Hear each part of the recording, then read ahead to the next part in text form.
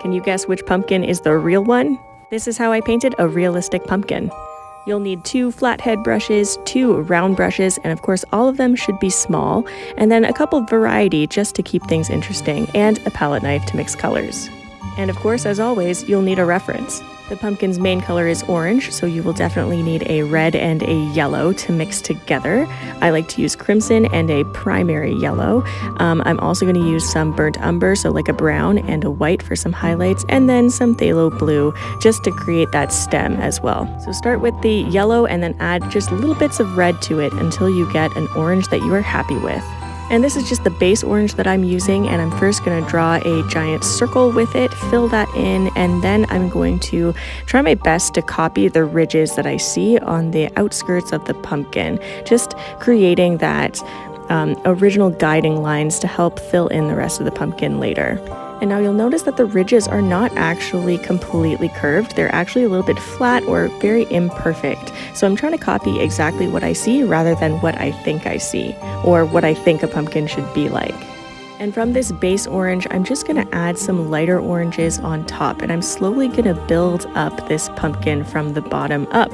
And then that will create the illusion of shadows and to make it look really 3D looking after I do several layers.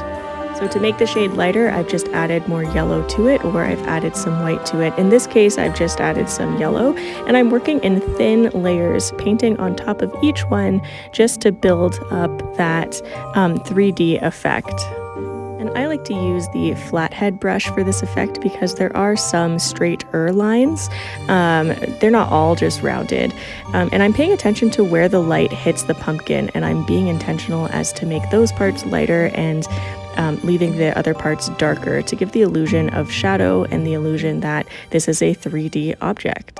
And then I'm going to take some of that raw umber that I have and add and blend it to those darker parts, those shadows.